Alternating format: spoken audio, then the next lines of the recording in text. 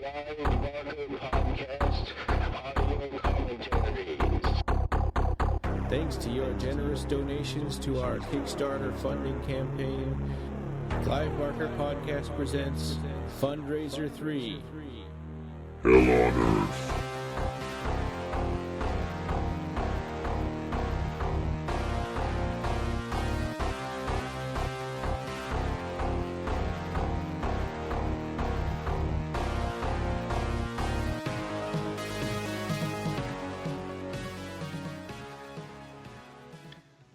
Hey guys, welcome to another commentary track from the Clive Barker Podcast. This time we're going to do Hellbound, Hellraiser II. And as usual, we got myself, Joe, Ryan. Hey. And Rob. Hey guys. And we're going to be having a lot of fun and chatting through this unrated version of Hellbound, which is 99 minutes long, I think. Yes. Yeah, and right. we did a poll, and it was kind of overwhelming. People wanted to do the unrated, longer version, which is kind of replaced the old theatrical version, I think. What did you vote for, Jose? You voted for something funny. I voted for what was that choice that you put in, Ryan? I just care about answering polls. Oh yeah, yeah. I don't listen to the podcast, to the Clive Barker Podcast. I just like answering polls. Well, it's not a lie. I don't listen to it. I just talk through it. Yeah. No, that's not true. I've listened to some of our episodes just to get back on some things, but yeah. I'm like 40 episodes behind right now on listening to them. Oh, okay. Yeah. I need to put some episodes on YouTube for our episode archive because we've been taking some out because we can't fit all those episodes in our hosting plan. So actually, but I've been putting them back in now since we switched over to Libsyn. I have unlimited space, but I only have 250 megabytes per month. So there you go. Every time we get towards the end of the month, I start cramming in episodes until we run out of space. Excellent. So we've got 1 through 9 on there, and then we need 10 through 19. I think still need to go back in. That's nice. So this was another movie that was written by Peter Atkins, based on, I think, was this based on some feedback from Clive Barker as well? Both of them came up with the story. Yeah. Right. Worked on the story, yeah. Yes. And it was directed by Tony Randell, and it's got this wonderful score by Christopher Young, which I think is in some ways even better or more impressive than the first Hellraiser. Oh, yeah. Yeah, I mean, this black mask that he Epic. made for the opening, it's pretty epic, like you said. Definitely. Yeah, it reminds me of how Aliens kind of took themes from Alien, but made them bigger and more epic and more grand, I guess. Yeah, sure.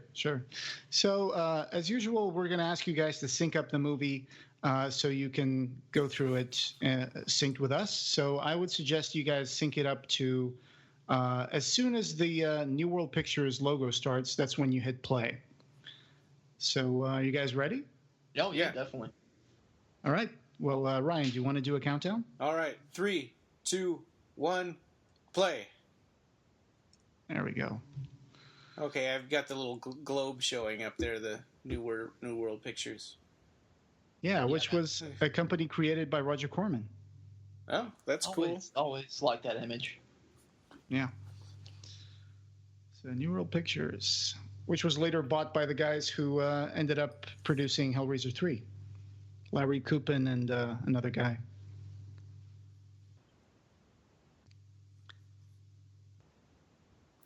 So this opening is... Oh, go ahead, Rob. No, go ahead.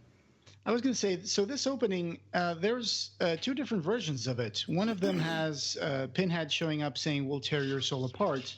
And the other one has Frank saying, "Jesus wept." But that's the main difference between the opening.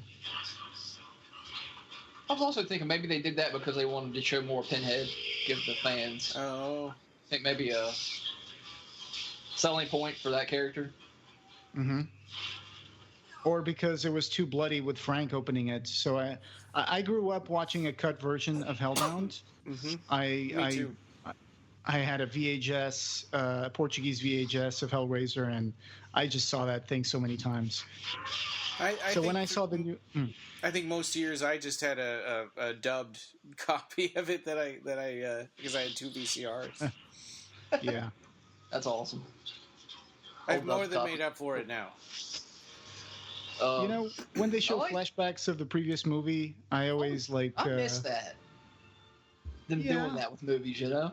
They did that with the Friday 13th a lot, and I've been watching those lately, and I always enjoyed how they picked up. Oh, that's glorious! This opening. Yeah. Oh, yeah. And it's kind of like Oh. Halloween 2, where it just takes off right where Hellraiser left off. Yeah, exactly. And that actually was Halloween and Halloween 2 were kind of an inspiration for how the stories were being tied together.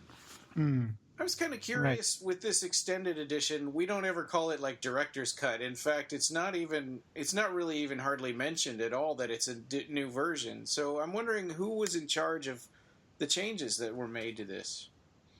That's a good question. Maybe we should tweet or ask that to Tony Randall on Facebook. Yeah, that's a good. Well, if we can find out, we'll let you know. So, yeah, but going back to the flashback thing before the movie starts, I always thought that's kind of reminiscent of a little bit of TV shows. You remember when TV shows would show a little bit previously on Hellraiser? Yeah. Soap operas do that a lot. Yeah. I guess it's a way to get you back into the story. Although this one was made almost the very next year, after Hellraiser came out. Yeah, Peter Atkins was writing the script before the first film was released. Yeah. I think everybody knew this was draft. going to be a big hit or a big deal anyway. So they got started right away. It's kind of a shame that Tony Randall didn't go on to do Hellraiser 3 also. Yeah, I know that was I think he would have done a lot better job. I think I remember him saying something in the special features of, I think, maybe the Anchor Bay set or whatever. There was a part where he said he was in a weird time of his life when he was doing this. He was in a dark period of his life. So I don't know. I don't know if he had it in him to make Hellraiser 3, I guess. Now, if y'all know, I've listened to some of the commentaries on the past Hellbound releases. Tony Randall says he puts a Morse code here, and I don't know what it says. Do y'all know how to It read was Morse the code? phone number for his production company, I think. Oh, okay. Thank you. After years, that was it. I finally know what it is. Yeah. And that's the same radio prop that showed up for Hellraiser 3. Oh, wow. They called back to the warehouse and they sent them a radio, and it was the same model. Huh. That's cool. Yeah, that is. And I think this is neat that we actually get to see Doug Bradley without makeup, and that they have an origin for him. Yeah, that was the first time I ever saw Doug Bradley's face without makeup. Because it was a bold move, because in the novella they were like ageless. What was the quote? Ageless beings that stick their head out into a world of rain and failure, something like that. So what was that from? Like Hellbound Heart? Yeah, the Hellbound Heart. But so here in Hellraiser 2, they're saying no, they're not ageless. This guy's from World War I. Right. Oh, there you go. I love the lighting in this scene. Yeah, he's just sitting by himself in a big Quonset hut. Yeah. And why did he have that little whip on his coat? It's like a riding crop or something. Yeah, that's what it looks like. That box on that shot there, it was actually a big box that they put in front of the camera. Oh. To give it more detail. Yeah, to give it a forced perspective and more detail. Yeah.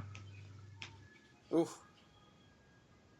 I think it's funny that we see that the box inside is mirrored. Mm-hmm. So, was that tracking shot supposed to be like he's being dragged through hell, through the labyrinth? Yes. By the tentacles. Yeah. We see that hallway set that's going to be used over and over in this movie. Yeah. I guess after you see the movie several times, you end up thinking, I can tell that that's the same set over and over. It's just filmed from different angles. Yeah. Yeah. They milked it for sure, but they did a good job. Well, and that hallway is all you see in Hellraiser, in the original one. That's all you ever see of hell at all. So they expanded it quite a bit. Hey, you guys, were Pinhead's pins always golden in this movie? Or was that like a tint they put later? Because I could swear that the first time I saw the movie, they weren't golden pins. Yeah, I was just looking at that too just now and thinking, Yes. maybe it's just seeing it in high definition is. Could be, yeah. Like 480 pixels interlaced was not a high resolution format. Yeah. I hear that shot of the eye was really hard to do. I'm sure. Mm-hmm. Detective Ronson. This actor is what's his name? He was in Star Wars. He was one of the. He's one of the pilots. Yeah. He's the guy that's like, loosen up. Gets killed. And the guy, not Trevor, but Kyle. Thank you. He's Speaking the guy of from Aliens. Yeah. William Hope, I think, or something Hope. Right. Well, it took me a while to realize that was the guy from Aliens, because in Aliens he's got a buzz cut, and his hair's all curly. And Yeah. Hey, we're back on Dallas Hills Lane. Yeah, and this is where Tony Randall he confessed that he just didn't realize that in England police don't look like this or carry around guns because he's from the United States. They actually look like American policemen. Their totally. uniforms and stuff. Yeah. And he said that's kind of on him, and so I think that these are still kind of supposed to be set in England. It's just this is just kind of an error.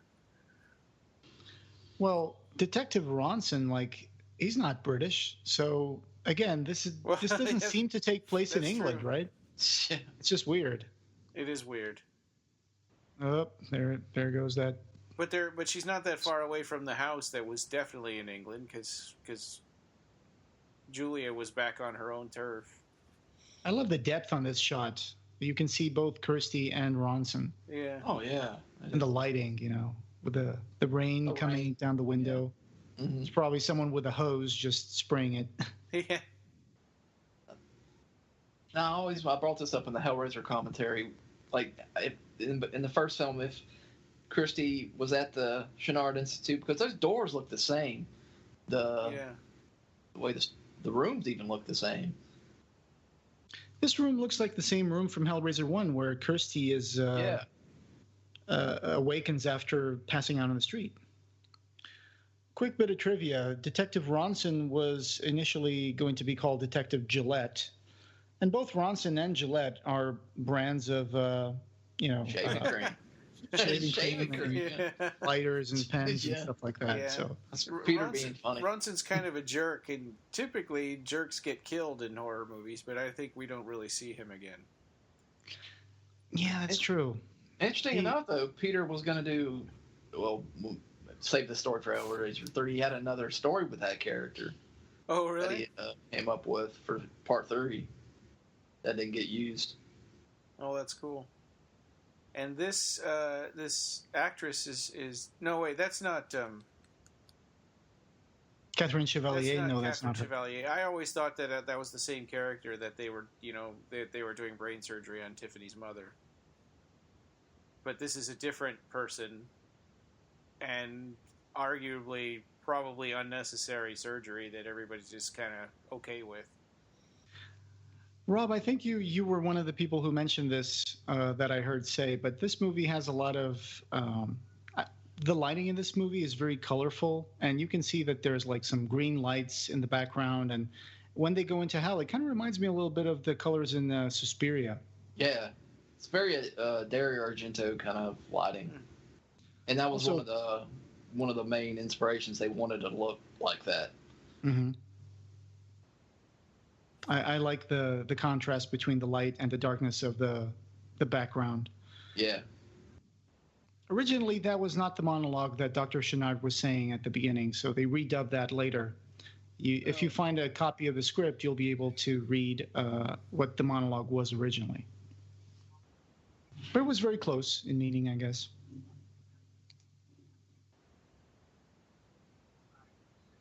I do remember first reading about the main differences between the script and the movie. And back in the 90s, like 94, 95, that's when I started getting access to the internet. And that's when I found this frequently asked questions that was online, where they had like scenes like from the script back when it was supposed to be Kirsty going into hell to rescue her father. That Larry was in hell. Yeah. Yeah. And they kind of thought it worked out better this way because it didn't really deserve to go to hell. He didn't do anything wrong. Right. Yeah, right. Peter's always commented that that's something that, like, he was glad that, that whole scene with, like, Larry, or the whole subplot with Larry changed. I was also going to say, you also mentioned the original name of Shenard was changed. Originally, it was called Malahide. Yeah, bad skin. Yeah.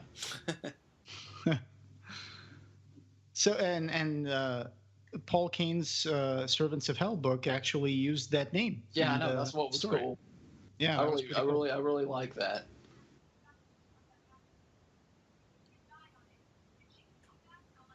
This is a little bit of a logical leap. I mean, I don't, it doesn't bother me too much, but it is kind of like, wait, how did Kirsty put that together? And he's like, oh, really? Is that how that works? Then I gotta go get that mattress for myself. Yeah. Yeah, like, Kirsty never really sees how Frank resurrected, right? So, yeah. And nobody ever mentions it to her or explains it to her. So how did she put two and two together and realize that blood would bring her back? It's kind of like she somehow put together everything that happened in Hellraiser. Yeah, well, I guess she's kind of playing the role of the audience member, and we know that happens. So I guess in some way that would explain it. Detective, I just want you to, break the law and deliver an important piece of evidence to my house. Yeah. Let me repeat that. Not to the Institute, to my house. Right. Oh, yeah, you're like, well, that's not normally how we do things, but you seem like an authoritative kind of person, so I'll do it. He even has an institute named after him. Yeah, yeah, you can't argue with that. Yeah. I love these like shots with the glass paintings. The Chenard Institute is actually the office buildings of Pinewood Studios. Oh. That's right. Cool. That's what it is. So this was of course filmed at Pinewood Studios, where they filmed movies like James Bond and Nightbreed and all that stuff. I think here we're seeing Imogen Borman for the first time, Tiffany, and she's actually become pretty active on Facebook and the Hellraiser community, and she goes to conventions now. Yeah. Mm-hmm. And she actually doesn't look much different. Yeah. Yeah, she looks the same. Yeah. Yeah, actually, but Ashley Lawrence doesn't really look much different either. Yeah, they don't. She just looks more like a 30-year-old version, even though she's older than that. I really like that scene where they are showing Kirsty walking down the hallway and keeps cutting away to Tiffany solving that wooden puzzle. Yeah. Because of course, for a Hellraiser fan, the first thing you think of is like, oh no, it's a wooden puzzle box. What's going to happen? Yeah, exactly. You think somebody's going to give her one of those somehow. Right. Foreshadowing. Yeah.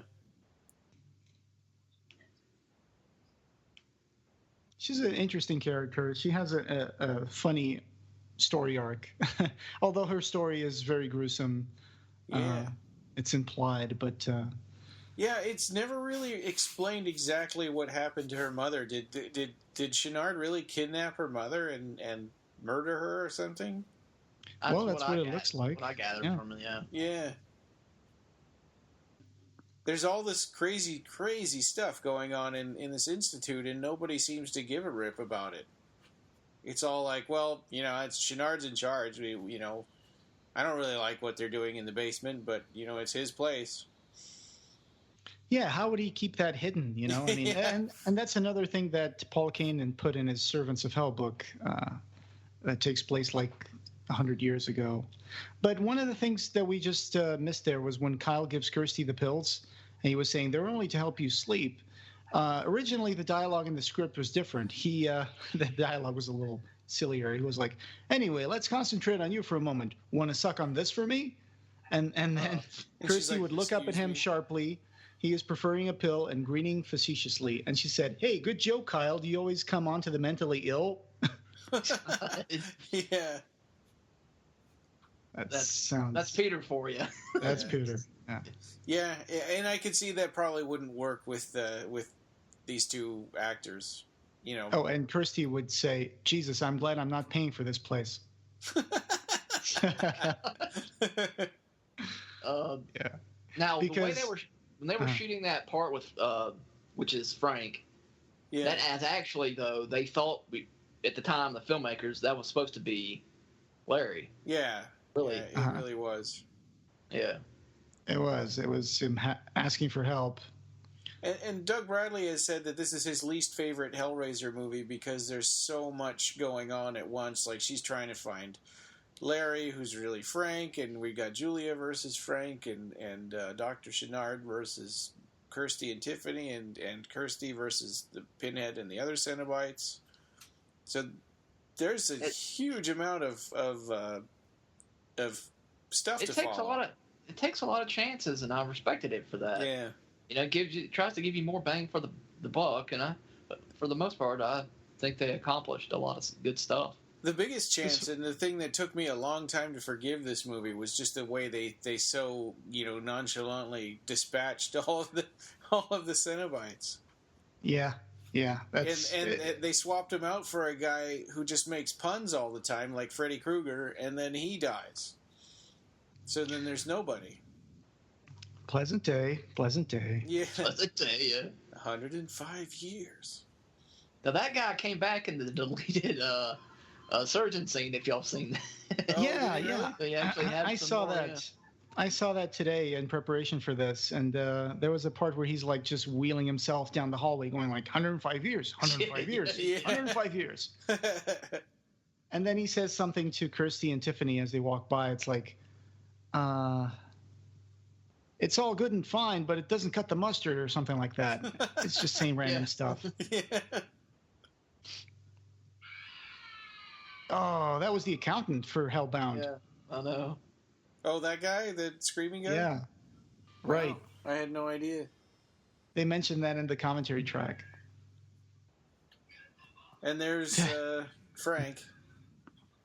Oliver Smith, right? Yeah, Oliver Smith. Who now does voiceover narrations for commercial breaks on a BBC channel, I think. And he also was the guy who did the narration for the documentary Leviathan, the story of Hellraiser and Hellbound. Yes. I think Kirsty has a very... she's really good in terms of acting in this movie. She really is. Yeah. The intensity of her performance is very striking, especially in this scene. And it's Simon, kind of interesting that all the other characters will all scream, but she doesn't. Mm-hmm. Simon Bamford said if he thought Kirsty had balls in the first film, in this one the balls were filled with semen. Okay.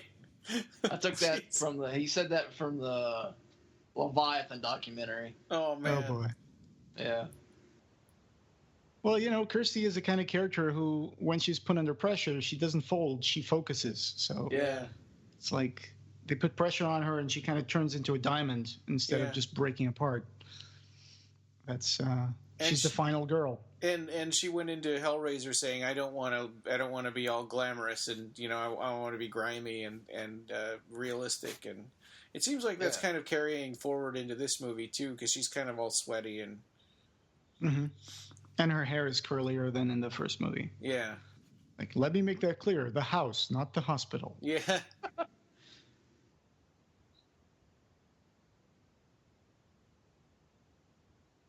The sets are okay, but sometimes you notice that the sets kind of look a little bit like sets, especially if you're looking at the movie in high definition. Mm-hmm. Yeah, definitely. Yay, the wedding footage. Mm-hmm. So the shot for Hellraiser, but it never made it into the movie. That's right. Supposedly showed Frank acting like an ass, and Julia kind of finds that attractive. Yeah, for some reason. It's pretty awful for both of them to do that right on the wedding day. That little moment with the sex between them, that was cut from the first movie. They added that one. Yeah.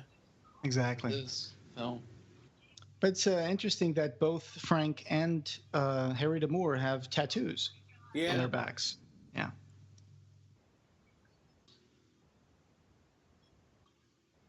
Oh, here it comes again. This is Another kind of a little record flashback. for the most footage from a first movie and making it into the second one. Oh, sure. Tony Randall's he's not a real big fan of it either. Oh, he didn't like that they had to do that? Yeah, he's not. I think it's kind of neat, though. I mean, it I don't mind it at all. It says, okay, you know, if you didn't see Hellraiser, we got you covered. Did you guys notice that when Frank comes back to life, we hear like a screeching, like a baby crying? Yeah. In this version? Yeah, I did. Yeah. The sound is a little different.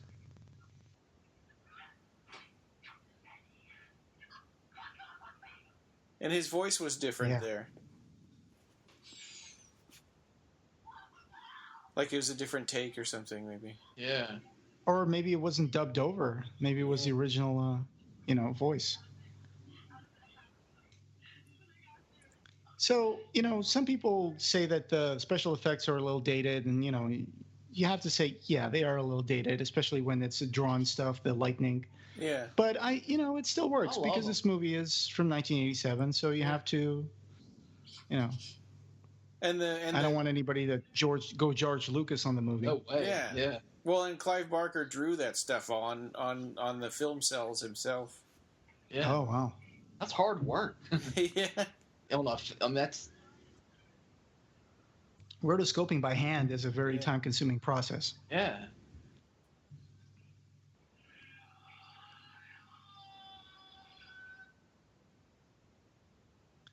Let me get back to you on that.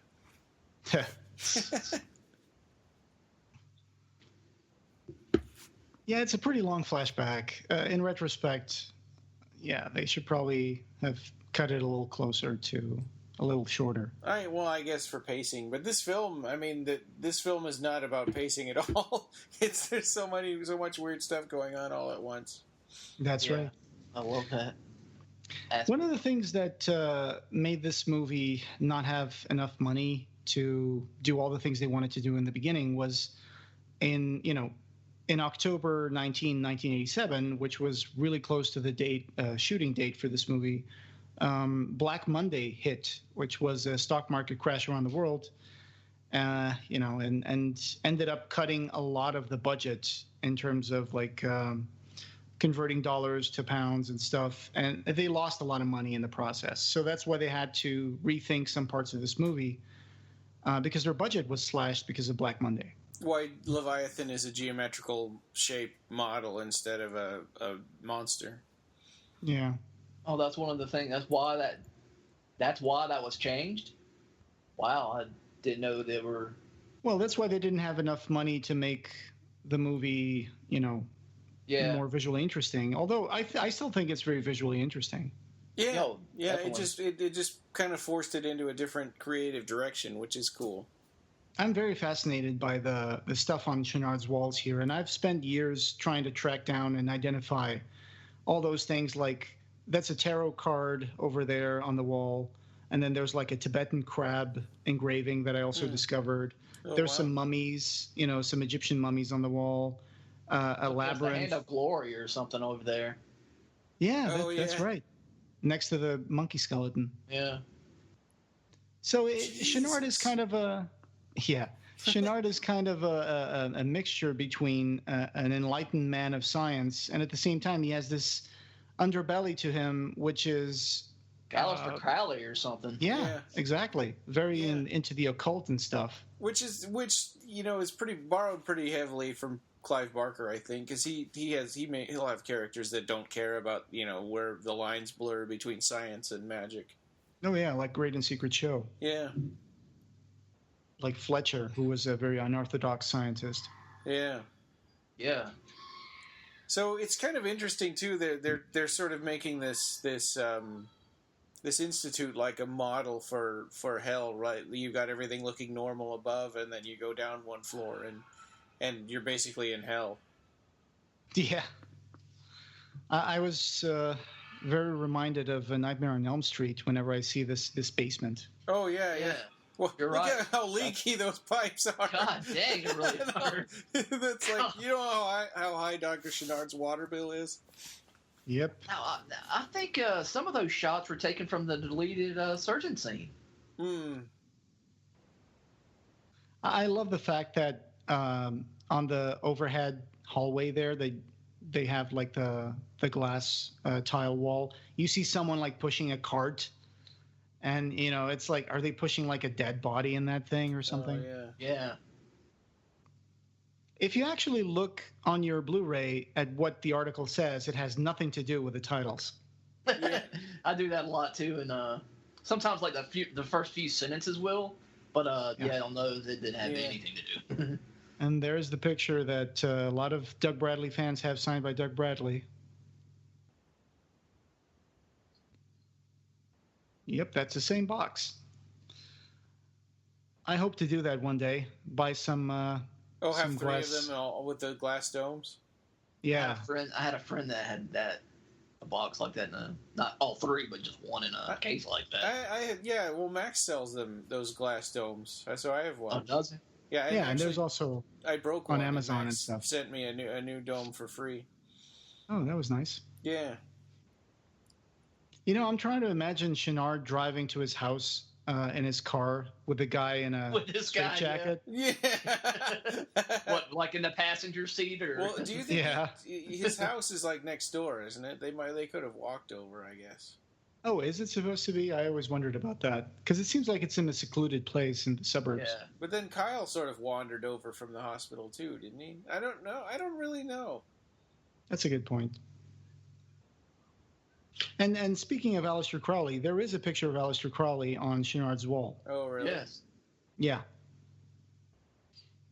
It's a famous picture of Aleister Crowley where he's like putting his both his hands close to his face and he's like pretending like he's got wings. Yeah. I can't explain it. Yeah, he's wearing a hat. This is pretty gruesome, and actually, it's kind of interesting, the performance here by oh gosh, what's his name of that's Chenard. I'm blanking. Just that he's a little bit hesitant. Like I don't know if I should do this. I don't know what's going to happen. It's a little disgusting. I love the glint of the knife on his face. Yeah. Ken Cranham. That's the name you were looking for. Yeah, Ken Cranham. Oh, get them off me! Oh, jeez. I know, this is so brutal. This is one of the parts that was the most cut in other versions of the movie. Yeah. Oh, it's over before it begins. Yeah. Uh-huh. Like Peter Atkins said when he first saw the dailies for this, he was like, "Oh, I wrote this. This isn't gonna be too bad." But he felt like he was gonna throw up. Yeah. Well, and he actually hurt himself a little bit with it. It was dull, but he still hurt himself with it. Had all kinds of like red marks all over underneath the makeup. Right. He went to town on himself. He even slashed across his personal area. Oh. I love this suit here. I mean, it's just they did a much better job, I think, of the. Oh, there it is. Julia's. Oh, you mean than Frank? The skinless body. Yeah. Yeah. But at the same time, they took a shortcut because she didn't resurrect like the way Frank did. No, that's right. Yeah. In this case, I guess she came much more reconstituted. Yeah. But the person who squirted that blood on Ken Cranham's face was actually Tony Randell with a little squirt gun. Yeah. Yep. I think they did in one shot.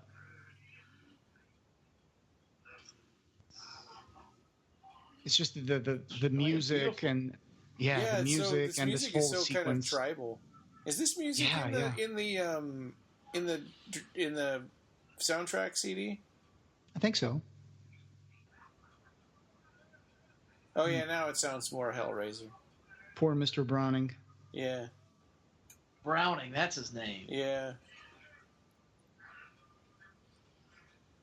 He's in pretty good shape for all the damage he did to himself.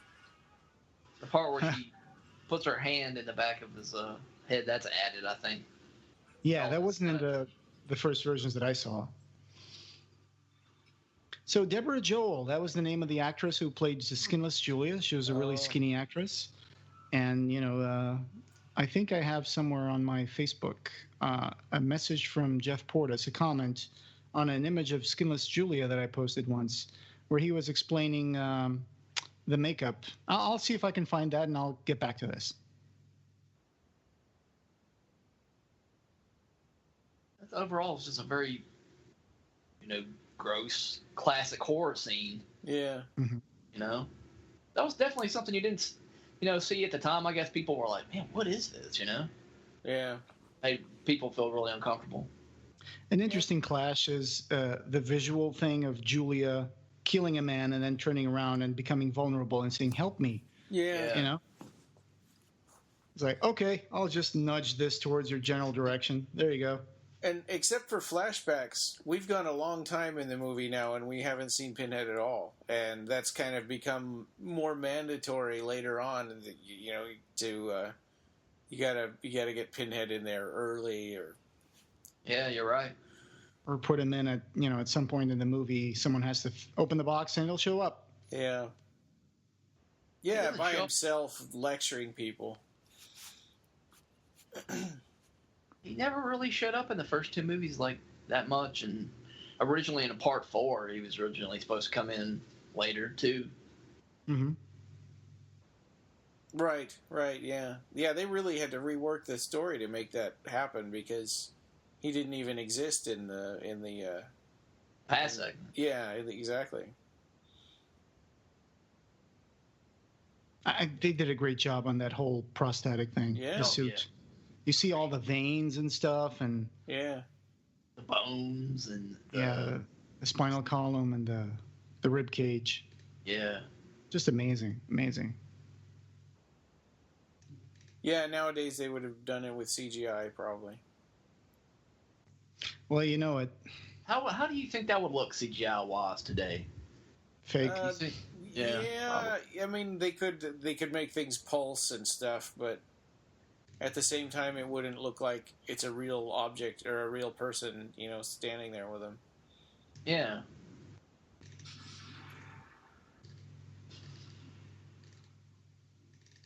I love this shot of the puzzles. Yeah. Oh. Thunderstorm means something bad's happening. I think that's an Yeah. Escher painting. Oh, that's one. And that's a tangram that she's playing with. That's the name of that thing. Ah. I love this room. Look The what you contrast did of her to my against. carpet. I love the contrast with her though against the white here. All this white. Yeah, it's Yeah. very sterile. And And this of course, it provides an excellent contrasting backdrop to Julia's bright red. Yeah. And this part of of the house is so different from the office where he's got all that occult stuff. Mm-hmm. And the way that she broke that mirror, it just works so well when they're shooting her face through the mirror and it's all distorted like that. Yeah. It's like, that's brilliant. That's just genius there. Was that a space heater on the floor? Yes, it was. I think Tony Randell said that he took one of those space heaters home with him. Okay. I think I remember that from the commentary track. I'm not sure. Oh, yeah, white goes really well with that. That doesn't look creepy at all. Yeah. I miss this kind of stuff from these movies. Just weird stuff Yeah. like this. Mm-hmm. It's Oh, yeah. odd. Yeah. Her smoking a cigarette. Yeah. So here's some things that were different in the script. For example, Chenard's monologue, while he was operating on the brain of that lady, he was saying something like, "We can bring them back properly more often than scientific orthodoxy dictates, ladies and gentlemen. And the knife, far from the enemy of analysis, is often its greatest ally in solving the puzzles of psychosis." That's pretty cool.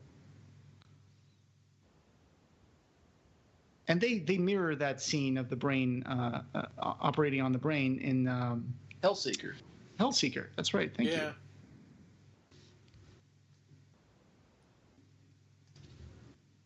there's just a tension in this scene. It's like she's smiling, but at the same time, you still feel creeped out. It's like you don't feel like she's... Yeah. You know, I mean... And obviously, this is totally a reference to The Bride of Frankenstein. Oh, yeah. Down to the dress. The Bride of Frankenstein. Good job with that interpretation of that. Yeah. I've never seen that movie. Oh, you need to, man. It's great. Oh, wow. I have all those Universal Universal classics when they brought out. Yeah, they had that greenish looking cover. Yeah. And they were... I have so many. I have like... Just the Wolfman came with like 3 or 4 discs and had all. Oh the yeah, Wolfman you got movies. the legacy collections, is what you had. Yes, I do. Yeah, thank you. That's the first time I saw the Spanish Dracula version. Yeah, which is pretty cool. I've got those. Yeah, those are very nice. I have the NECA figurine of Julia. Yes, I do. I'm staring at it right now. Julia like this? Yeah, you can take the bandages off and pop, skinless arms on it and stuff. They should have made her come with that white suit too. Right. That would have been cool. Yeah. Because the dress is made out of soft rubber, so you can put it in and out. Now that I'm saying this, I kind of feel like, I'm talking about playing with a doll that you can take clothes off and put on. But yeah. Hey, it's hey, all who right, cares? Man. Yeah, it's not Barbie. It's skinless Julia. So who cares? Yeah, exactly. And here are the hands of Nicholas Vince and the thighs of Little John from Image Animation. Yeah. Yes. So 2 guys. Yeah. There's a picture of this somewhere on Nicholas Vince's Facebook where they were shooting the scene. I didn't know that. Yep. A controversy line here is when Julia says, "Now all we need is skin," because in England, that could refer to a condom. Yeah, but Tony Randall talks about that on the commentary. So that's sort of a double entendre then. Yeah. I really don't want to think about that. Yeah. Smells like a butcher shop in here.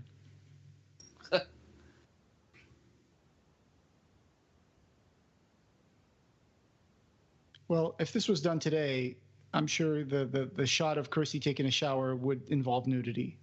Yeah, it would. Yeah. And it seems like that corny line where he's coming on to her doesn't really fit with the character that they made with this actor because he's so innocent. Yeah.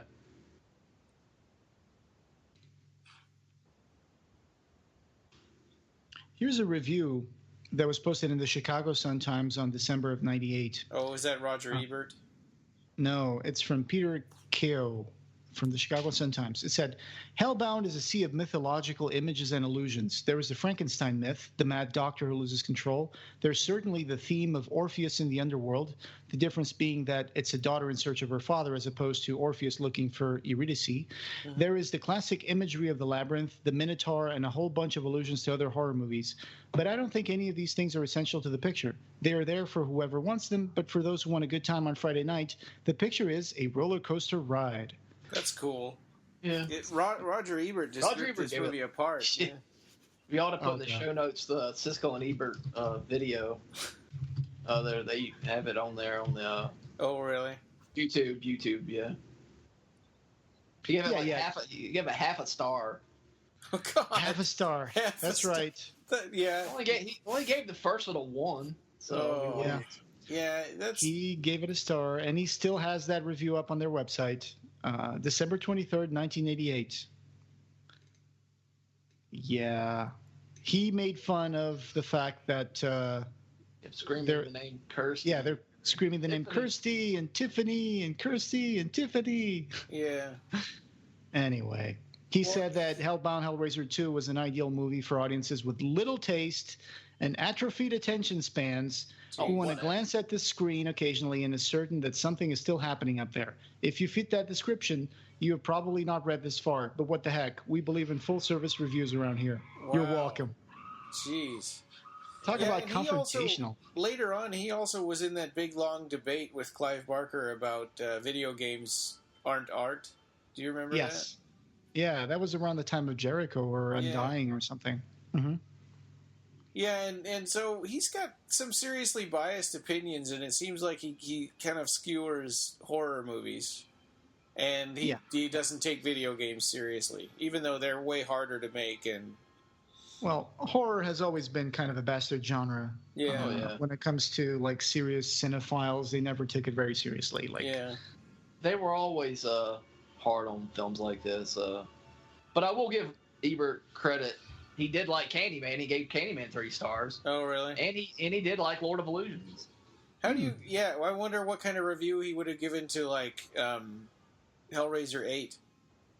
You know, I don't know. it's like if this is half a star, what is Dead or Hellworld? He Right. probably He wouldn't even watch it. Yeah, yeah, you probably wouldn't watch that. he pretty Anything much direct just, to video. yeah, that's true. Direct to video is I'm not not probably saying he not wouldn't for watch Roger a direct to video film, but like he Yeah. would, you know, he likes to sit in a cinema and watch a movie. Yeah, can you imagine? Or he him, did. like- I mean, he's passed on, hadn't he? Can you Hasn't he imagine passed him? on? Yeah, he did. But could you imagine him sitting down with, okay, we're gonna review Universal Soldier 5 or some Yeah. direct to video Gosh. movie? Return of the Living Dead, Rave to the Grave. Yeah, The man. Evil Dead, right? Yeah. Leprechaun 12. Oh God, in the hood. Leprechaun back to the hood. Did they actually write duh? Yeah, I think it was. I think so. Back to the hood. Oh, God. Well, you knew they would have to Maybe do they that. did. I can't remember, but it was something like back to the hood or something. Yeah, but there's no way to go. There's nowhere to go down from half a star. But we know from experience that the Hellraiser movies get much, much, much worse. Oh yes, absolutely. I mean, if this was half a star, I mean, Jesus, what would he have given to? Yeah. Leonard Maltin gave it I think a 2. Said he Oh. liked the visuals, Yeah. but then he gave part 3 1.5 as well, and was like, this is starting to make Freddy look good. And then part 4, he gave it a complete bomb. Yeah. I was trying to find that Jeff Portis comment on the Juskinus Julia photo, but I guess I'll have to put that in the show notes. I know it was a long time ago, and I didn't have it in an album, so it's probably on my timeline. I have to track it down. Oh, that's hard to find things on your timeline. Yes, it is. That's why I like having a website. I mean, even though, yeah, I mean, we've got a lot more interaction with people on Facebook, but our website is a good repository of everything we've ever done, and it's never hard to find. Mm-hmm. So even if we don't get a lot of comments on there, I don't mind. But yeah, Kyle is a little. Go It's ahead. a little overacting here a little bit, I guess. Oh, when he sees these bodies. Yeah. Oh well, I guess. Well, it's kind of hard to. I like the silhouette of that girl on the wall, though. I was talking before he opens the door when he finds Oh. Julia, but Yeah. you'd imagine if you're breaking into someone's house and someone is in there and they see you, that's it. Yeah. Yeah. That's You true. run out of there. You don't start talking to them. Yeah.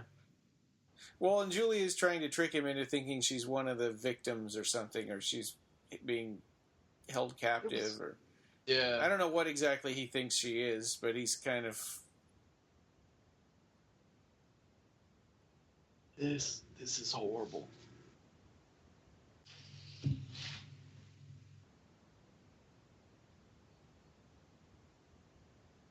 Oh yes, it is.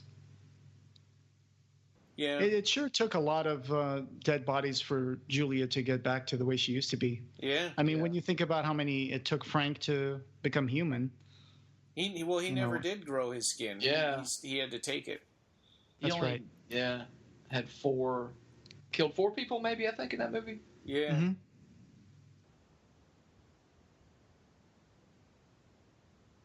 There's He's not definitely even finished yet. He's still not finished. it's a fable-like structure here. You have the princess, it's Kirsty, and The prince. the dead king is the father. Yeah. But This was sort of an interesting twist for people seeing the movie the first time, because you think that Kyle's going to be the hero that rescues Kirsty, and he gets murdered. Like a third of the way into the movie. Isn't that what you call like red herrings? Yeah. Like like in Psycho, like you think you're following Janet Leigh for this movie, and exactly. About embezzlement, and then it turns into something different. Yeah. I think this the actress's name. Claire Higgins had a lot more fun in this movie. She got to be the evil queen. That's right. If she had not put that picture in her pocket, her whole life would be different.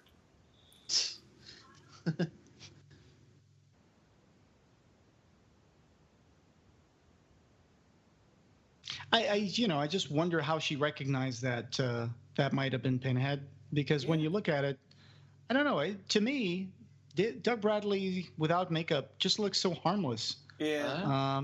And so different from Pinhead. Pinhead has a totally different demeanor. It's. I actually thought for a while that when I first saw this movie that it was just some actor playing, opening the box, and then I realized, wait, no, that is Pinhead. That is the guy who plays Pinhead, later in the movie. So, yeah.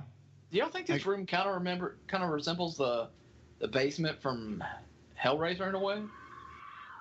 Not the basement, room? but the attic. The attic, yeah. Yeah, the damp room. So does Julia have superhuman strength there? I guess she must. I think Frank did also. Sure, yeah. I mean, she's hellish, so... Yeah. So this is where the story is way different, because if it were Frank, he would say, "What are you doing? Do not open that box. I don't want them coming for me." But the idea that Julia would allow this to happen, he should probably realize there's something wrong. Because she didn't. Chenard? Yeah, Chenard. Because obviously Julia is not like Frank. She didn't escape. Did you guys see that? Chenard's kind of what's that? I'm sorry, go ahead. I was going to say, Chenard's really kind of naive to Julia right now. She's using him. Everybody is, except for Kirsty, right? And I mean, everybody trusts her. And did you guys notice that Chenard has a mummy in his office? Yeah. Yeah, I know. I saw that. Damn. He's got some human jerky there. Yeah. This whole room was actually a raised stage, so people could get under it and do stuff. Mm-hmm. Like to manipulate the box and everything? I think so. Simon Says did an excellent job with the box again. Yeah. Yes. He was in our podcast not too long ago, and he's actually going to do his 57th chemotherapy cycle, so I think that must be a record. Wow. Just keep fighting the good fight. So Anna Lovat did she do some work for the puzzle box or in this movie, or was it costumes and stuff? Yeah, I think that was more like that. I think she worked with Simon Stacey's brother, Warwick, and she actually sent a few pictures of behind the scenes stuff. I guess I should add that to the show notes. And now she makes squishy puzzle boxes like stress ball kind of things. That's right. Yeah. Oh, that's who makes cool. those. Yeah, I've seen those. Y'all even gave some of those away in past. Yeah, we did. That's right. Yeah, we gave them all away. I never even got one. I wanted one. Yeah. We have such squishies to send you. Yeah. That mummy is in like a provocative pose too. I know it is. Like it's posing like like a Playboy centerfold. Yeah, like hanging out, like, "Hey, what's up?" Yeah. Yeah, he's got like an altar thing going on there with I always thought it was kind of silly, the stuff that's written in the chalkboard in Chenard's office. It's just squiggles and stuff. Oh, I guess they're supposed to be alchemical symbols and stuff, but it just looks like squiggles. Yeah, it's kind of interesting here. Is like, would she, with all the lightning and weird stuff happening in the room, would she really want to continue solving that? I guess she can't help herself. Yeah. Yeah. When you start playing with the box, isn't it like you want to continue? Yeah, It I makes think you that's want that's to what know. they've set that rule up too. Yeah. Let's not take that line out of context, because playing with your box means a different thing. Oh God. Yeah, I now, didn't now, think of now that. thanks a lot. Now we're going to get another comment It's- on the. Yeah, It's a young girl sorry, guys, playing with her I did box. not mean that at all. So Yeah. to respect all Yeah. women. So And here Shenard gets horribly mangled by broken glass. Oh, wait, he doesn't. Well, he's hiding behind the wall, isn't he? I forget. Hey, I who's don't shooting all this stuff? exactly understand where he's at. Why does he have an observation room behind his? Tiffany needs to call the Ghostbusters. Yeah. You can totally see the cables pull the curtains away there, though. It's not a very successful shot. They're like, wait I like a how the minute. walls, I like how the walls break and you see all that cobweb kind of, you know. Yeah, that's cool. And this is a grander entrance than they had in Hellraiser 1. One thing that I think some people have mentioned before is that in the first Hellraiser, the Cenobites appear through lightning. Yeah. We only saw that happen again in Hellraiser Deader. Oh, Yeah. Yeah. Because Right. apart from that, they stuck to the tradition of Hellbound of opening up the walls and having them just walk in. Yeah. So I never knew, watching this in the late 80s and early 90s, I didn't know that it was a different actress playing female Cenobite. I mean, not until much later. Well, you can tell that it's different, right? Yeah. Oh, yeah. I mean, if you pay close attention, definitely. Yeah. But the problem of HD is, of course, is that when the female Cenobite is walking in, you can totally see the seam between the face appliance and the cowl. You can totally see like there's, a seam there. Well, and Pinhead, didn't he have all black eyes in the first movie, right? And now he's got pupils and stuff. No, he still has the black eyes. It was in the poster that they didn't put the contacts on. Remember the poster? He's got blue eyes. Yeah. Here's a nice, going to what Jose said, here's that nice kind of Dario Argento lighting. Mm-hmm. Oh, yeah. So this With a doesn't weird- have, like, the concrete blocks and stuff in the hallway. It's a little different now. Yeah. Yeah, it's got vines and roots and stuff. Yeah, it's like it's a...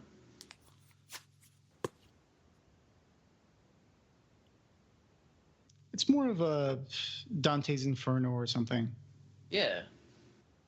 That looks like pages from the script right there on the floor. Yeah. Wow. Yeah. Property requirements. Yeah. That's what it says on one of them. Wait until this movie's in like 4K, and then you'll really be able to see what exterior, Oh, gosh. interior day. Yes. I don't know. Tiffany always looks like she's about to break into like an awkward smile or something.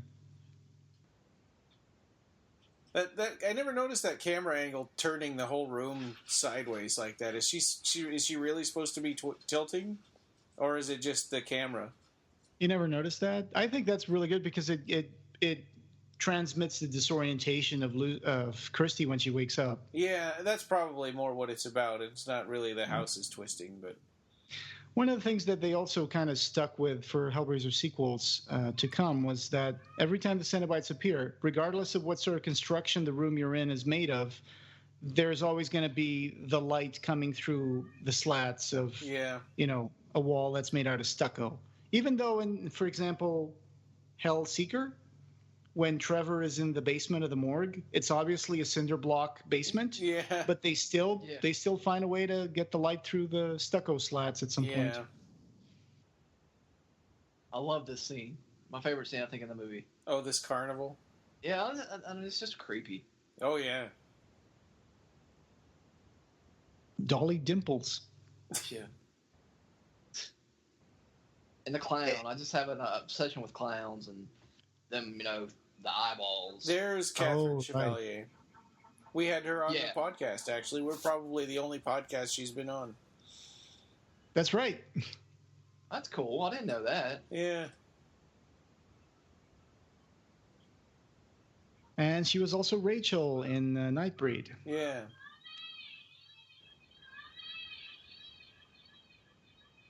So it's kind of interesting that the trauma that she, that makes her stop talking is actually what happened to her at the hospital. Uh-huh. Yeah, this whole sequence is just very different from the rest of the movie, but it works very well. Yeah. When they show the face of the clown with the bleeding eye sockets, it just reminds me of like Michael Myers in Halloween 2. Oh yeah, when he gets shot. Yeah, shot through the eyes and lives. Yeah. Yeah. And they can still see just fine. Yeah. Oh, here it is. This beautiful glass painting.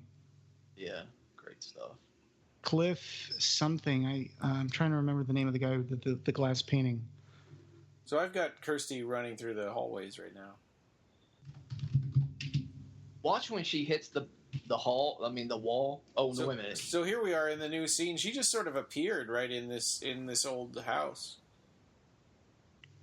Cliff Cully. That's the guy who did the optic. And there's the picture of Kirsty's mom. Somebody was like, "What are you talking about, Kirsty's mom?" On Facebook. Oh, really? They didn't know this. They didn't. I guess they didn't pay attention to this part. Do you guys think that she died? It sure seems that way, doesn't it? Yeah, it's always got that impression. Yeah, Larry doesn't seem like the kind of guy that would divorce somebody. I don't know.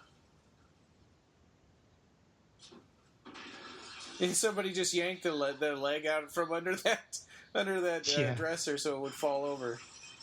Well, wait a minute. They mentioned in the first film that she is dead. Remember that? Her mother's dead. Oh, right, That's right. Yes. Yeah. Thank you.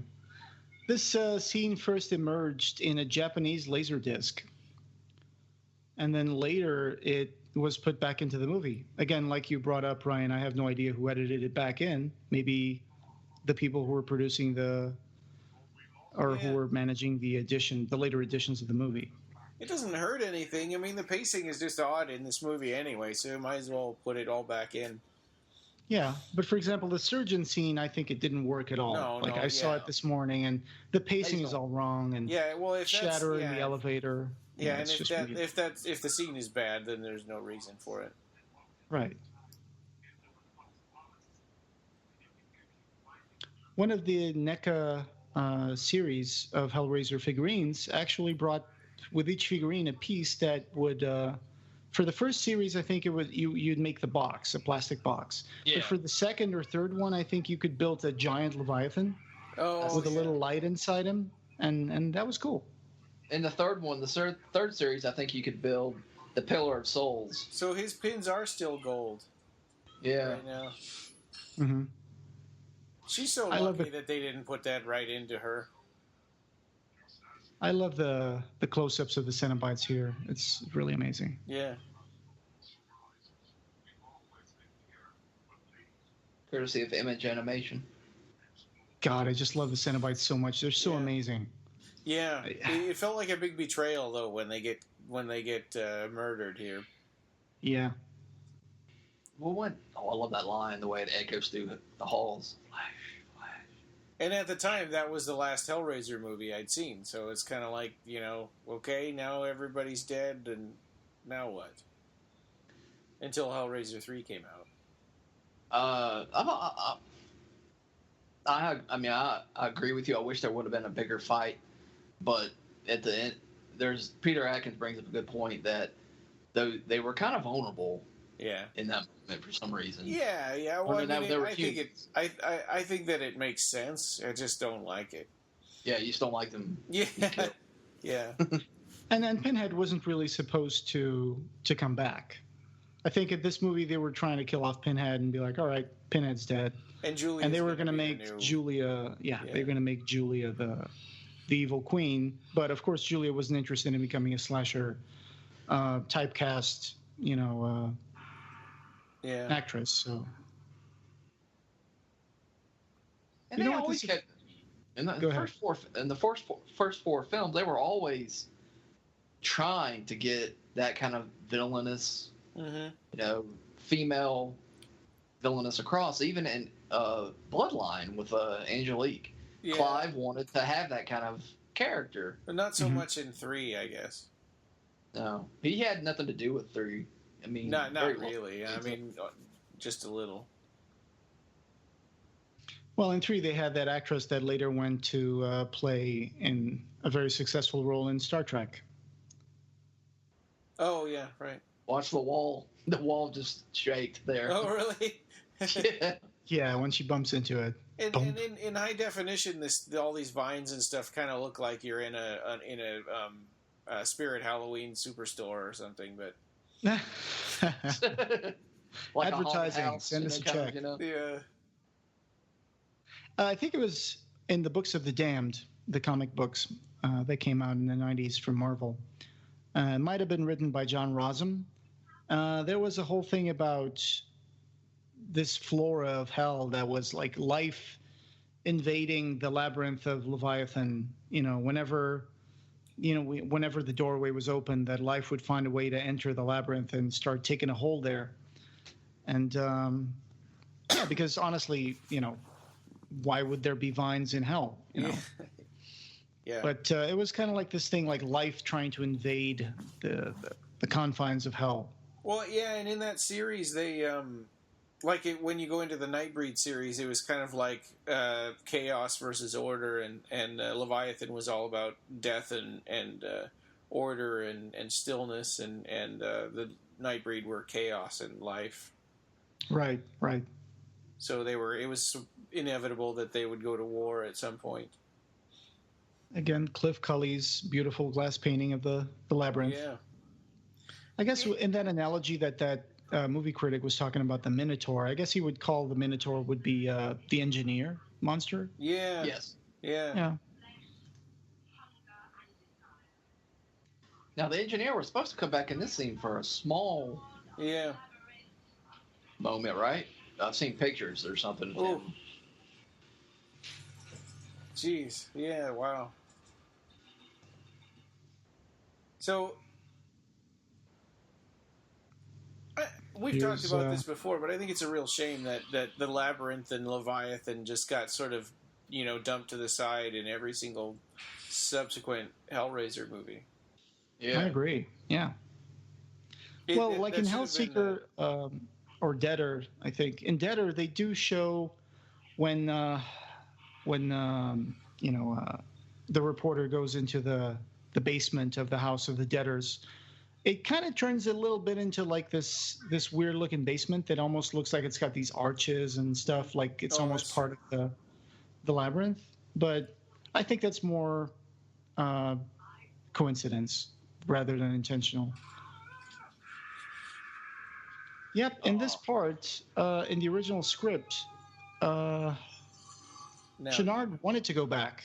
Just before Dr. Chenard gets turned into Cenobite, he tells Julia he wants to go back. And then he would be like, enough, God, that's enough. We have to go back. And Julia would say, go back? What on earth makes you think we can go back? And then he would be like, I want to go back. And she would be, sorry, friend, no day trips to hell. Here you are, here you stay, and forward the only way to go. Oh, so wow. That's cool. That's a cool scene. I like the dialogue. Yeah, here he was just kind of helpless, and she just only kind of nudges him into that machine, and he's just kind of awestruck and doesn't fight back or do anything. It's like being fed a bottle of something. It's like some kind of a nipple or something. Yeah. Another thing that we didn't see because it was cut from the script was that originally, Chenard obviously doesn't have a wife or anything. Where does he get the dress? There would have been a scene where Dr. Chenard, after he bandaged Julia, before that, he would be going to a shopping mall. He would buy the gown and return to Julia, who looks in the mirror trying it on. So I guess they just thought that was irrelevant. It'd be hard to fit that into the movie. Yeah. A shopping mall in a Hellraiser film. You get the... And here, when Kirsty walks through the door of 55 Ludovico Street in Hell, instead of being in the burning room where she meets Frank and Julia, she would find herself in the brothers' room, which was to be a plain room with a small table on which lie a hand of cards and a soiled ashtray. Over the far wall is a mattress, and to the side of this, a latticed wooden screen hiding Frank and Larry, who are joined from the elbow down to the wrist, like Siamese twins. When they see Kirsty, they begin to fight. At one stage, their free hands each have hold of the other by the throat and would roll around one of the walls, each trying to establish some dominant grip. They would smash violently against one of the walls in the room, which gives in, and they fall through to the next one, which is the knife room. So the knife room would be a small room with the exception of the doorway to the brothers' room. Every inch of the walls is covered with sharp and deadly-looking double-bladed knives. And Frank. Go ahead. Go ahead. Going. Oh, I just said that Frank would reach for a knife, say how convenient, and then Larry would tell the Kirsty, "Stay there, baby, don't come in." And Larry would impale Frank onto the knives, then pull a knife from the wall and separate himself from his brother. I thought that the surgery was supposed to separate Frank and Larry. No, the surgery would be because she would bring Larry out of hell, but he would be bleeding to death. Yeah. And then she would tell the surgeons. Yeah. Okay. Yeah. She would be like, "Is he going to be all right?" And then they would say, "No, he's not going to be all right. He's going to die. He's got a ruptured aorta." Exactly. It was very different in the script. Yeah, when Peter Atkins came to the set, he was expecting to see what you just described, Jose, and he was like, "What the hell is this movie?" When he came to, because he visited the set, and he was like, "Well, what's this scene?" But I think they had to do some changes because of budget. Do you guys think that all that makeup there is Frank trying to reassemble his face with makeup? Never really thought about it. Good question. Maybe, yeah. Because there's a picture of his face and there's a whole bunch of makeup, and then when the fire starts, it seems like his face kind of melts away. Yeah, that's a I always thought it was maybe. I always thought it maybe it was for Kirsty to maybe get made up or something. You know, she comes to see him. I don't know. Interesting. Now this is Sean Chapman's original voice. Yeah. Right? I think so, yeah. Yeah, but he makes it gravelier to sound more like Hellraiser 1. And an American accent. Yeah. He talked about how in the first one he didn't like how they dubbed him over because it changed kind of his performance for that character. Do you guys think that shot of when he says, "Did you get my message?" and they insert a shot of the bedroom where it says, "I am in hell, help me," and then they cut back to him? That's kind of unnecessary. Yeah, you don't need to do things like that. People aren't, stupid. It's a little too much on the nose, yeah. Especially since you already saw the image on the mirror say, "I am in hell, help me." Yeah. Exactly. I think this is great imagery though with the women, the phantom women or whatever, with covered in blood in the sheet. Teasing him, yes, forever teasing him, but he could never do anything because as soon as he touched the sheet, they disappear. And the candles, I like the candles. It's a nice set. Must have been a nightmare for the fire marshal. Yeah, I bet. Because all that stuff is just, painted Plastic. paper, cardboard, yeah.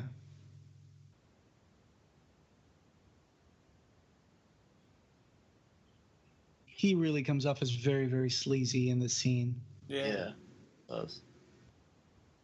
Here we see a little more of Frank's persona and his, how obsessed he is with, following his own pleasures, and how they torture him with that. That's kind of interesting.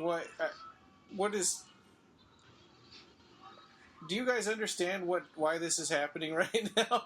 I mean, Frank knows. I mean, but he's not letting the rest of us in on this. She throws that sheet on there and everything explodes, and he knew that was going to happen. He's yelling no, and now his skin is melting. Well, I guess it's just because she refused him, and this is hell, so... Yeah. Oh, and he's taken out some pieces of his skin. Yeah, and he said, "Not my skin." It's melting off.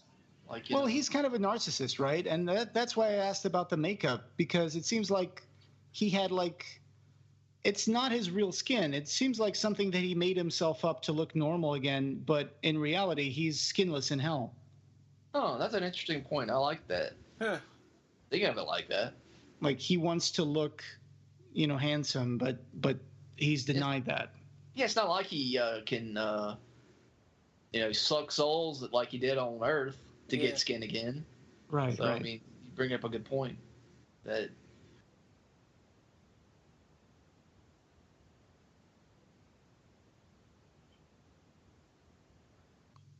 I guess they never got in touch after what happened in the first movie, even though they were both in hell. Yeah. yeah.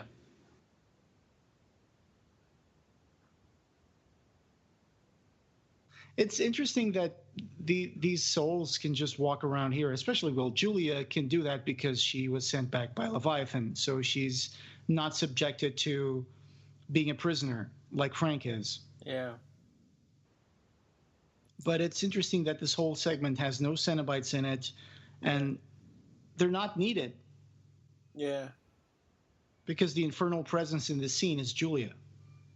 And it's really interesting too how obsessed she was with him before, but now she's completely over him. She totally just looks down on him now.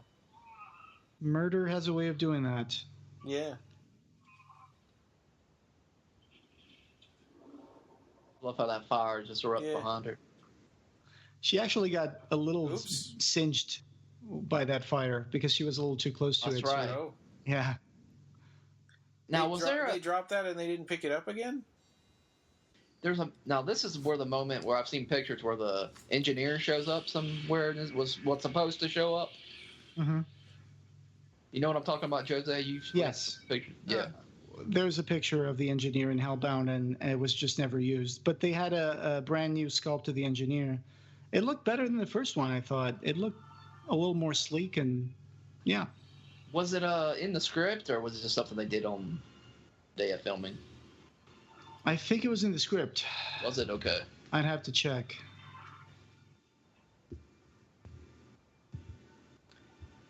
I know that there's a scene where there's people with prop technicians, and there's a picture of the engineer, and the engineer is like standing close to Julia's skin, which means it was a later scene in the movie. Do you think that this puzzle box looking thing that Shenard comes out of is sort of like the monkish cells that Doug Bradley had mentioned from Hellraiser? Yeah. That got Kind left of out. in a way.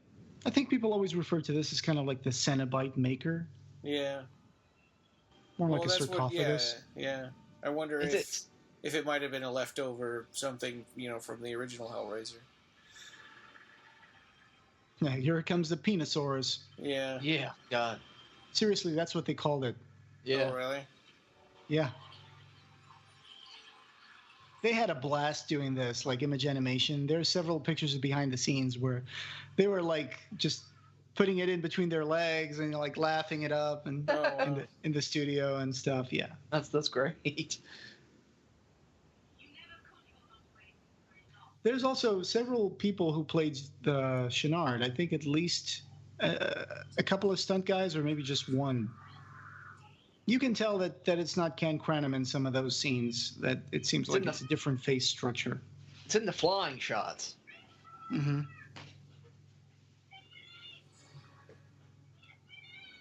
Tiffany says, "Nope, sorry, I gotta solve that puzzle." There's a video provided by Jeff Portis that was posted to the Seraphim Inc. YouTube channel. It's a lot of behind-the-scenes videos about Hellbound, and we'll add that to the show notes. There's like 81 videos on that playlist, Jeez. including the surgeon scene. And in one of these, we see them practicing the prosthetic that happens here when the skin starts coming loose at the shoulder. And yeah, that's pretty cool. And then there's the deleted scene, right, where the engineer comes up and like snuffles at Julia's skin. Right. Maybe it just felt way out of place. It just comes out of nowhere, and that's probably why it was cut. Now this is where after this was where the surgeon scene took place. Yeah. Quick question. Why do you guys think that Julia was taken like that? because Julia obviously was somehow connected or was sent back with a purpose.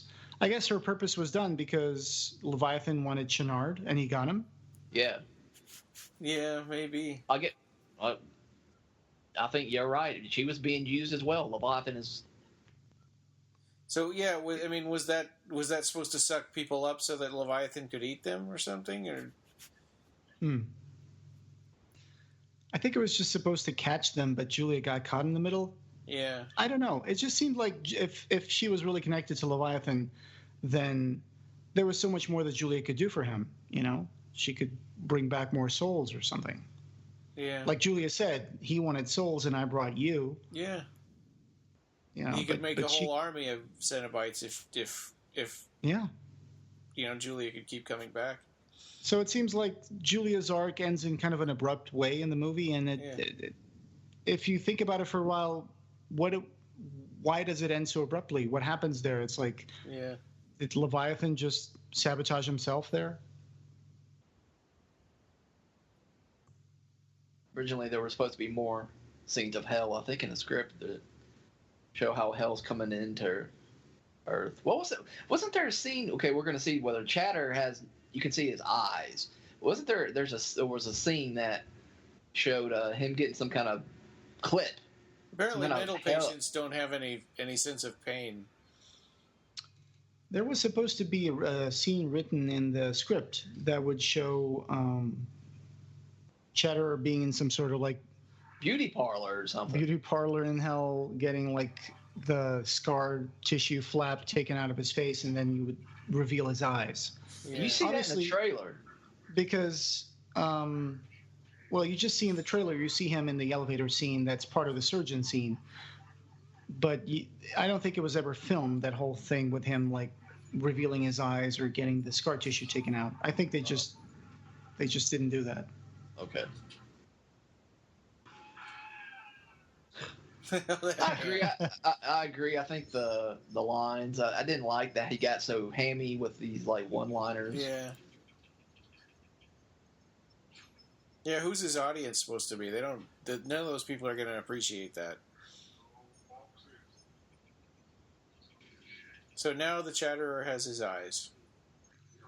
I think for every Hellraiser fan out there, whenever you hear this tinkling sound, it just transports you back to Hellraiser 1 and 2. Oh yeah. Yeah.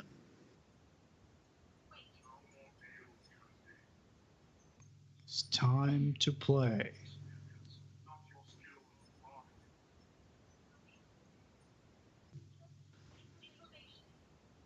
So it strikes me, did she know the picture was supposed to be Pinhead, or did she just realize that? I think she knew. I think she knew it when she put it in her pocket. Right. But I couldn't say that for sure, but that's the way I took it. Just the lines of Pinhead. Pinhead always had great lines, like "Your suffering will be legendary, even in hell." Yeah. Remember that story Peter told us about how Toady Randall wanted to take that line out because he didn't want there to be a mention of hell. Oh, yeah. He took the line out where he just said like he stopped at like your pain will be legendary. Yeah. It just stopped there. But it's referenced as hell in the first movie too. She says go to hell, and they say we can't, not alone. Well, shucks, the movie is called Hellraiser. Yeah, I know. I know. That's Hellbound. Yeah. That's what we talked about when we talked to him. Yeah.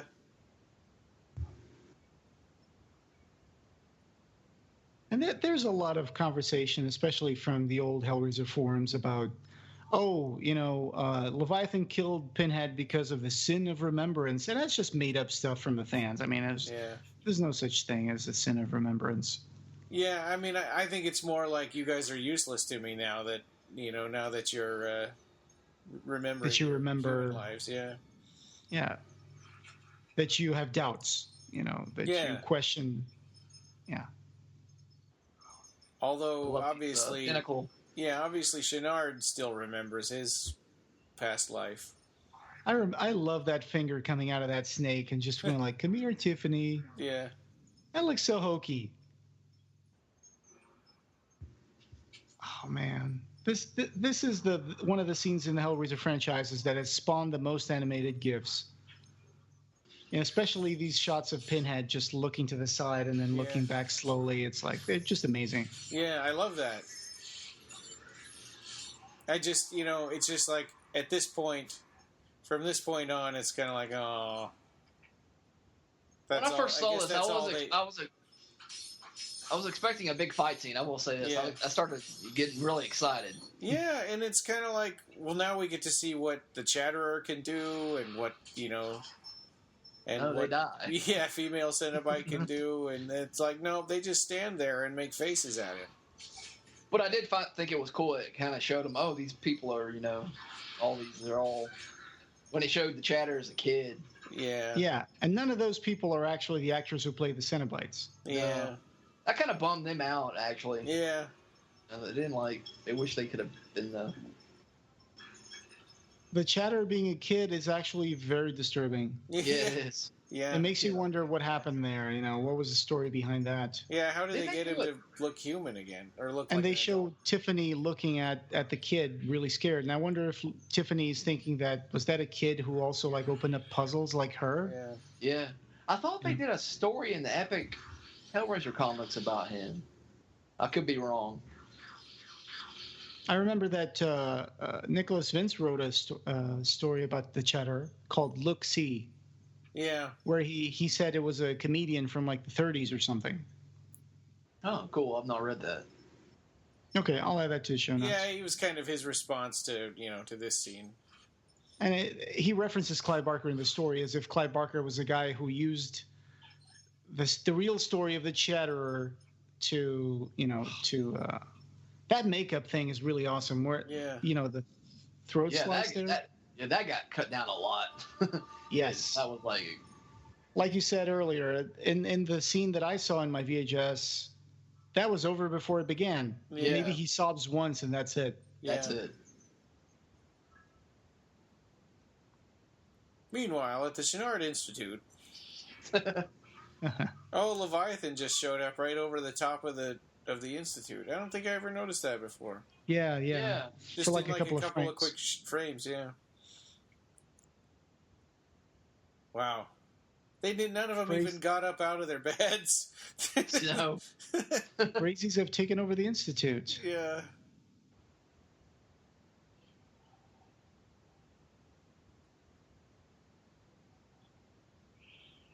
And Kirsty's like, why would you want to go back in there? My question is, did they ever leave hell? Is this Chenard Institute really the Chenard Institute, or is this some sort of hellish version of it? Yeah, I think because no one ever closed the box, so it sort of took over the hospital. Yeah, it was becoming a part. The hell was coming to Earth. Mm-hmm. More so than it did on Hell on Earth. Yeah. Mm-hmm. We got one chase scene. Yeah. With manholes flying up in the air. Yeah. So here's another thing from the script. Kirsty and Tiffany run back, and the movie now continues from the scene where the hospital ward is filled with patients trying to open the box, and where the evil Dr. Chenard comes through the window and says the doctor is in. After Pinhead is killed and his throat is sliced open, there is a small scene as Kirsty and Tiffany burst out into the corridor and almost fall over the patient in the wheelchair. And this is the one guy you can still see in the surgeon scene. The 105-year-old guy. He says, "So what, girlies? It's okay for an ego trip, but it just doesn't get the job done." Jeez. It's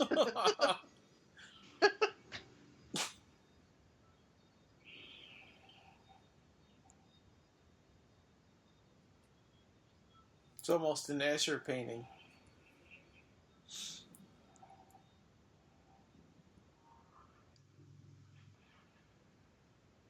Clive had a lot of problems with the ratings board about this, and that they had to cut a lot of stuff from it. Mm. Clive was going to have a cameo appearance. Oh, really? At the end, on the Yeah. Pillar of Souls. Oh, that's There's right. a picture. Yeah, I remember that. I don't know if that was it, but yeah, it says, "I was going to have a cameo appearance, and then we cut it out. It wasn't very good. I didn't have a performance. I just came in with a piece of special effects on my face, but it wasn't anything we took terribly seriously." So yeah, you're right. It was probably the Pillar of Souls scene where he would just have some appliance and makeup put on, and he would be one of the faces on it at the end. Yeah. So this hell has got a lot of mental torture, I guess, in it.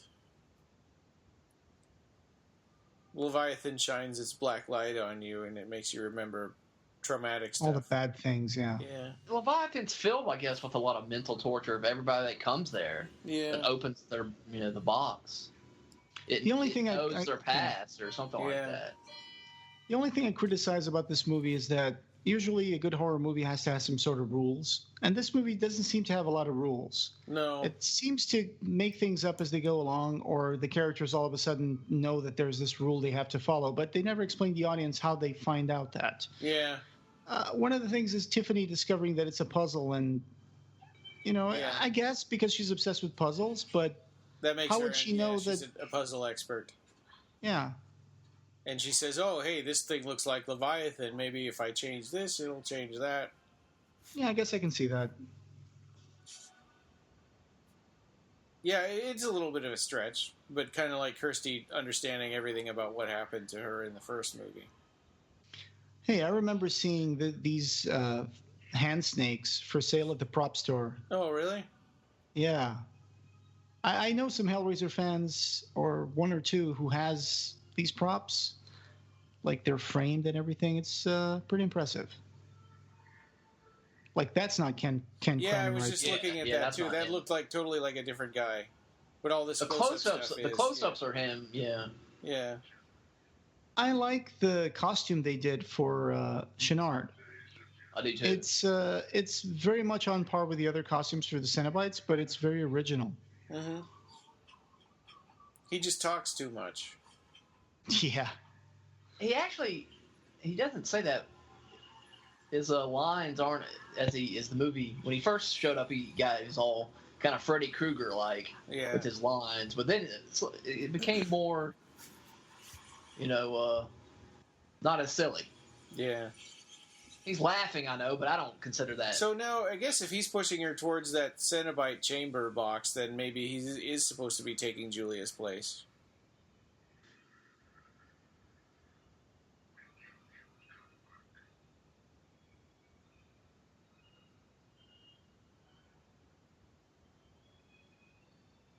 So here's what Nicholas Spence had to say about the Chatterer. He said, when he was thinking of the character, Clive had this image of a chattering monkey in his mind, and there's nothing else he can do. I mean, it's anger, it's fear, it's excitement. It's the reverse reason is that he's so angry he can't see, he can't hear what's going on, being angry against the world. But at the same time, he's got to be careful because he can be hurt.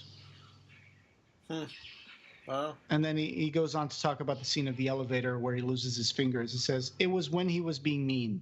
He chases Kirsty and Tiffany down a corridor and into a lift and gets trapped in the lift, and his fingers get trapped in the lift and move down the door, and they get cut off. It was a lovely piece because of the way the fingers happened to end up, with a central finger pointed up while all the others curved down. I think, to be honest, it took us too far away from the original vision that he didn't need to behave in that way. Yeah. I disagree with Nick here because I saw the surgeon scene, and I just don't think it works.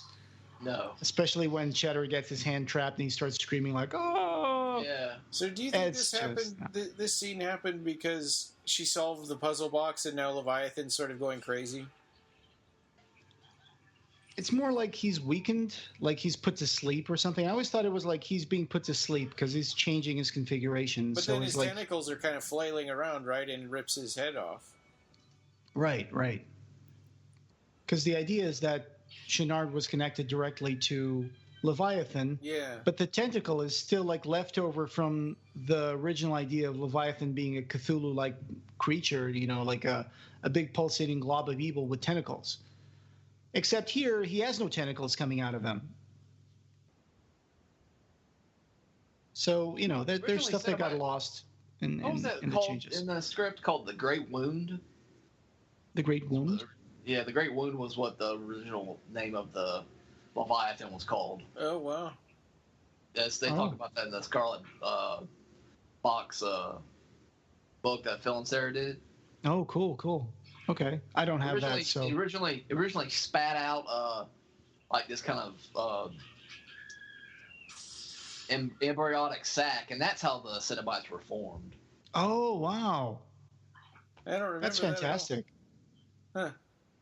Well, it comes from the Arrow book, the Arrow set. Yeah. Can you imagine how but- much time it would have taken Kirsty to put all this on? Yeah, I know. I mean, She's like, hey, happy ending, I'm covered with blood. Actually, that's made out of corn syrup, and it's really sticky. Every time Ashley Lawrence talked about this scene, she says, that was really sticky, and it made me really cold. Yeah, I've been there. this was a very red movie. They used Yeah. red a lot as a color, and this is definitely bloody. Yeah.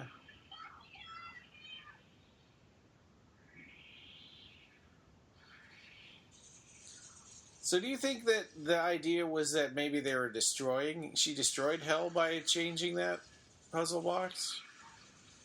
If she I don't was, see then- it that way. if I just she think was, he it's got pretty weakened. weak. Yeah. Yeah. I just thought of this as Leviathan becoming being put to sleep in a way, and so he's changing his configuration. I see Leviathan as kind of like a godlike machine or something, Yeah. Well, you think this was like a hibernation or something? Yeah, something like that. But all, know those, those things are all souls. those are souls, right? That are all flying Mhm. out of him. You can see faces on them. Yeah, Yeah, because they have faces, and one of them goes like. Yes. they look like sperms. Yeah. Being shot out. That's what Peter Atkins said on the commentary. The one that gets caught in the Yeah. doors. He's like, oh. It's like being caught in the subway door. Yeah. Yeah. Look, what is all that dirt on the bed there? It was from the souls exploding parts of the bedroom and stuff like okay. that. Yeah. Here's another little thing from the end. After all this stuff happens, after Pinhead is killed, and oh geez, sorry. Maybe we can Bless cut you. that out. At the end, when we see Kirsty and Tiffany walk up the garden path out of the hospital, only Tiffany goes. Kirsty stays behind with their father, who's making a rapid recovery. And Kirsty says, so, what are you going to do? Open a game shop somewhere? Sell jigsaw puzzles? And Tiffany says, oh, yeah. Kirsty says, well, goodbye. And Tiffany would reply, it's been hell. They actually shot that stuff. Oh, they did? Yeah, they did. They say it on the commentary on that DVD of yours. If you listen Open to a Peter puzzle Atkins. shop? Yeah, you think she'd say, Yeah. I'm kind of done with puzzles, I think. And then Tiffany would say, it's been hell. Oh. Yeah, that was Tiffany turns and walks down the long path to the hospital gates. Kirsty turns and re-enters the institute. The camera tracks back to the window of the recovery room, and we watch through the window as Kirsty enters the room. She bends to kiss her father's cheek. Larry slips an arm around her shoulders and they embrace. The camera moves away again. So there's the same moving man from Hellraiser, Peliquin. Yes, Oliver Oliver Park. Parker. Yeah. This is the obsession room, right? It's like, Yeah. oh, great. Like- Yes, this is Oh. the obsession room. So, He's like, oh, great, yeah. another mattress. And all this stuff shows back up again. The boxes in part 3 at that pyramid gallery. Mm-hmm.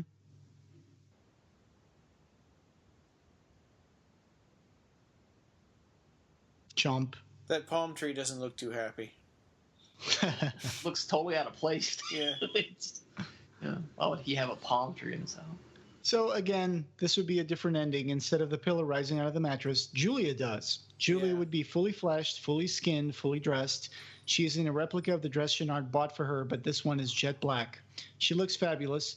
As the workman stands open-mouthed, her feet clear the mattress, but they don't stop there. Yeah. She slows to a graceful halt about 6 inches above the mattress. She stretches and flexes her arms sensually. Then her head swivels and her excited, aroused eyes meet those of the workman. I'm Julia. Love me. Love me, yeah. Suddenly, her head tips back, and accompanied by Julia's delighted laughter, a white beam of hell's black light flies at the ceiling from her open mouth. Instantaneously, it spills across the ceiling and falls like a fountain of blood across the screen. Complete blackness, credits roll. Yeah. But I like what they did here with What Is Yeah, I Your did too. Pleasure, Sir? That was really cool to bring that guy back. Who he wasn't in any of the he wasn't in Hellraiser 2 at all, not even in the flashbacks, right? No. No. So that's kind Well, of he a is now. neat way to bring him around. Yeah. Ronson was played by Angus McInnes, Yeah. and the other two cops were Officer Cortez and Kucic. And there we go.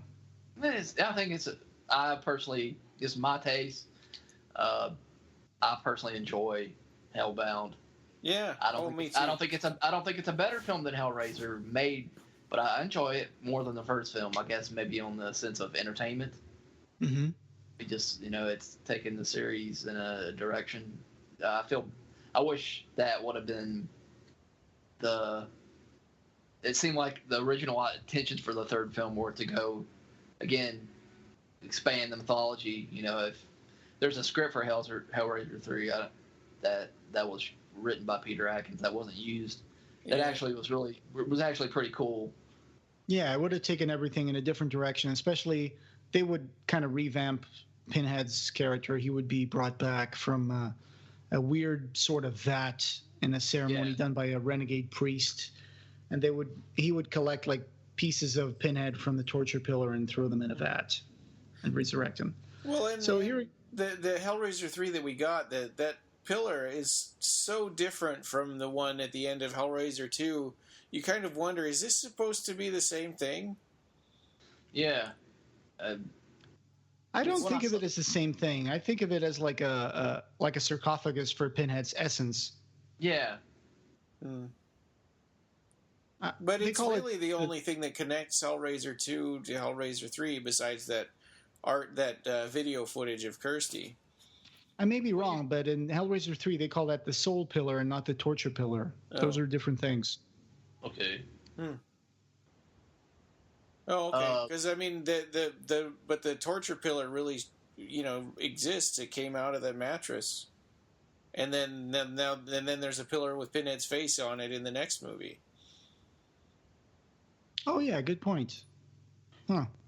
I don't know. I just remember that they called it the soul pillar in a few things. So I always thought it was separate things. Like that torture pillar would be something that would come out, like the Cenobites would bring it out to torture people. Yeah. Like you see several of those in Hellraiser 1 and 2. So, but that's a possibility. I guess maybe it would change and grow through the years and make itself more attractive. To lure people. Yeah. Definitely, I could see that. Yeah. What's the next commentary, guys? Is it Hellraiser 3? Yeah. Oh, definitely. And then we're doing Candyman 1 and 2, and then Midnight Meat Train, and that's the last one. I have to say, I just like the fact that all movies have this at the end. The events and characters of this film are fictitious and are not intended to refer to actual persons and events. Yeah, I know. After watching this movie, They've got to put. Yeah. Oh boy! So this is an awesome film. It's one of my favorite Hellraisers. Like I said, I usually go for Hellraiser 1 and 2. It's kind of like a double feature for me. Yeah. I think they're perfect companion movies. And to me, someone should edit the whole thing like into just one big movie. So yeah, this was really fun doing this with you guys. So yeah, definitely, it's always a great pleasure to talk with you guys. Yeah. So next, we did this one a little out of sequence because we had a slight delay with our Imagica episode. But next should be a Imagica episode, and then we'll probably do another commentary for Hellraiser 3. All right. Well, stay tuned for that, guys, and I hope you enjoy the commentary. You can find the show notes for this page and lots of Clive Barker news and features at www.clivebarkercast.com. Leave comments there or get them directly into the podcast by clicking the Send Voicemail tab on the right. Please follow us on Twitter at BarkerCast or at Occupy Midian. Like us on Facebook and join the Occupy Midian Facebook group. You can listen on the site or subscribe to the podcast on iTunes, Stitcher, Libsyn, TuneIn, Pocket Cast, Google Play, and Double Twist. Subscribe to our YouTube channel as well. Please take a couple of minutes to leave us a review on iTunes. It means the world to us and helps us spread the word about Clive Barker. The Clive Barker Podcast, or BarkerCast, is an independent editorial fan site and podcast that is not affiliated with or under contract by Clive Barker or Seraphim Films. This is a labor of love by the fans for the fans. for listening.